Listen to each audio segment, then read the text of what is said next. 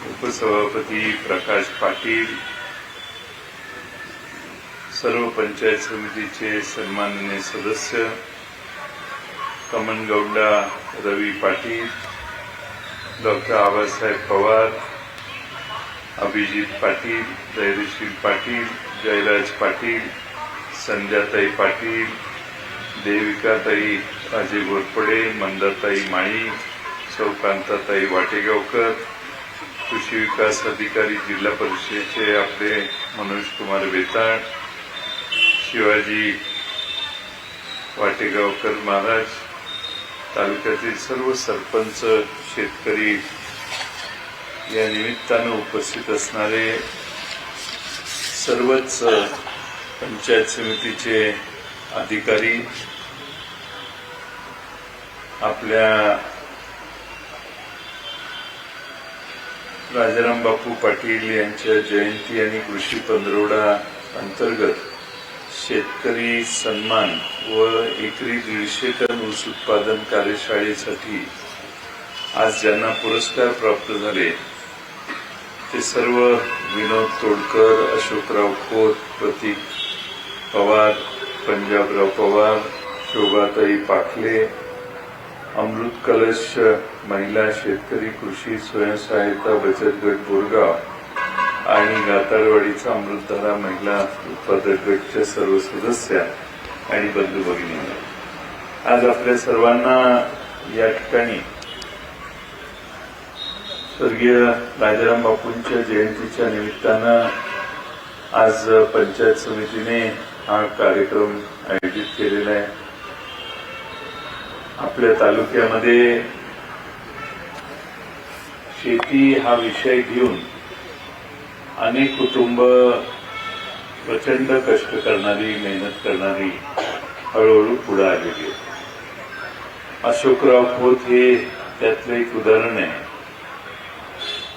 थोडे नाविन्यपूर्ण प्रयोग केले की उत्पादनता किती वाढते त्या अशोकरावांनी मागच्या 4 वर्षात 5 वर्षात 2-3 वेळा दाखवून दिलेल्या.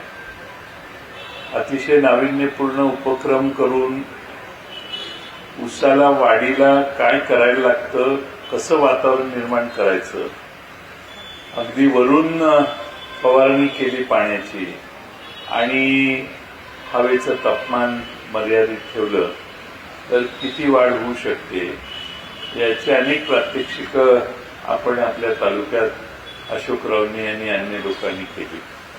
आज थोड्या वेळाने आपल्याला वसंतदादा शुगर इन्स्टिट्यूटचे आमचे सुरवसे साहेब हे तुम्हाला वाळवे तालुक्यात जी एआयने प्रगती करणारी 400-450 शेतकरी आहेत त्याच्याबद्दल आपल्याला माहिती देणार आहे.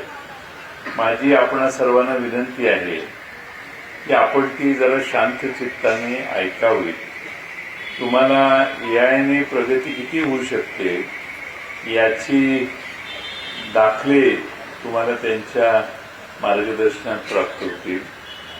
आणि सुदैवाने सर्वच पंचायत समिती, जिल्हा परिषदेचे सदस्य जवळपास उपस्थित आहेत. त्यांच्या भागामध्ये आपण आता जवळपास वाळवे तालुक्यात किती स्टेशन, वेदर स्टेशनचं 15 वेदर स्टेशन्स उभे केलेले आहेत. साधारणपणाने एक वेदर स्टेशन 2 किलोमीटर असं समजतो, पण त्या गावासाठी ते सफिशियंट होतं. जसे शेतकरी वाढतील तसे वेदर स्टेशन राजाराम बापू कारखाना वाढवत जाईल. पण असं सिद्ध झालेलं आहे की ज्या शेतकऱ्यांचं उत्पादन 50 टन होतं ते 70-80 टनावर गेले. ज्या शेतकऱ्यांचं 80-70-80 टन होतं ते 110 टनावर गेलेले आहेत. जमिनीमधली कार्बनचं, नत्रचं प्रमाण हे प्रचंड 2-3 वर्षात सलग वाढलेलं आहे. आणि पाण्याची बचत बऱ्यापैकी आहे, पण खताची देखील बचत होऊ शकते असा अंदाज आहे. आपण आपल्या साध्या ऊसाची आणि एआयवर चालू असणाऱ्या ऊसाची वाढ जर शेजारी बघितली तर ती तुम्हाला माहिती देतील. पेऱ्यामधलं अंतर दुसऱ्या साध्या ऊसाचं समजा एक 7 सेंटीमीटर 8 सेंटीमीटर असेल, यांच्या ऊसाचं 15 सेंटीमीटर 16 सेंटीमीटर 17 सेंटीमीटर उंची या छताला लागेल एवढी उंच ऊस होऊ शकतात. मग ते इव्हेंच्युअली पडतात. पण सांगण्याचा मतितार्थ हा की शेतीला पाहिजे ते सगळे व्यवस्था वेळेत जर झाली तर ऊस वाढायचा थांबत नाही. आणि वाढलेल्या ऊसाचं उत्पादन हे आपल्याला आता घ्यावंच लागेल. आणि हे आपल्या अर्थशास्त्राला शेतकऱ्याच्या दुरुस्त करायचं असेल तर आपलं उत्पादन 100 टनाच्या वर पालघर तालुक्यातला प्रत्येक शेतकरी कसा जाईल हे बघण्याचा प्रयत्न आपण सगळ्यांनी केला पाहिजे. मी सभापती आमचे माननीय उदय पाटील यांनी आणि पंचायत समितीचे सर्व पदाधिकारी सदस्य यांनी पुढाकार घेऊन या ठिकाणी आजचा हा कार्यक्रम आयोजित केला. आपल्या कार्यक्रमाला 10 वाजता आयोजित करण्यात आलेलं होतं आणि 11 वाजता आणखीन एक दुसरा कार्यक्रम चालू झालेला आहे. त्यामुळं मी थोडंसं आधी भाषण करून गेलो. पण इथं रवी तमनगोंडा आलेले आहेत, त्यांच्या पत्नी सभापती आहेत. पण रवी पण अतिशय कर्तबगार असे कार्यकर्ते आहेत, नेते आहेत. आणि त्यांनी स्वतः अनेक योजनांचा वापर आणि अवलंब करून केंद्र सरकारकडून मदती आणून द्राक्षावर प्रोसेसिंग करणारं एक क्लस्टर मोठं उभं केलेलं आहे. आणि त्यांच्याकडून आदर्श जर घेतला तर आपण आपल्यातल्याही तरुणांनी तो पुढाकार घेतला पाहिजे.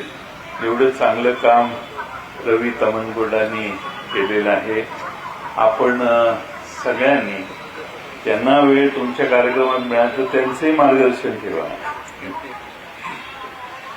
त्यामुळं मला खात्री आहे की तुम्हाला देखील चांगल्या पद्धतीनं अधिक माहिती मिळाल्याशिवाय राहणार नाही. पण अभिजित पाटील, तुम्ही सगळे मला परवानगी द्याल अशी अपेक्षा व्यक्त करतो. जयराज पाटलांची परवानगी मी घेतो जाण्याच्या आधी. पण थोडंसं 11 वाजता तो कार्यक्रम आहे आणि त्यांना 12:30 वाजता जेवायला सोडायचं असा काहीतरी कार्यक्रम त्यांचा आहे.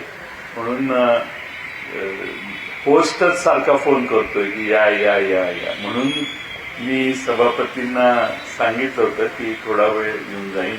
तुम्ही मला इथे येऊन या सर्वांचाच मान्यवरांचा सत्कार करण्याची संधी दिली याबद्दल आपले मनपूर्वक आभार मानतो आणि पुढे जाण्यासाठी सगळ्यांची रजा घेतो. धन्यवाद साहेब.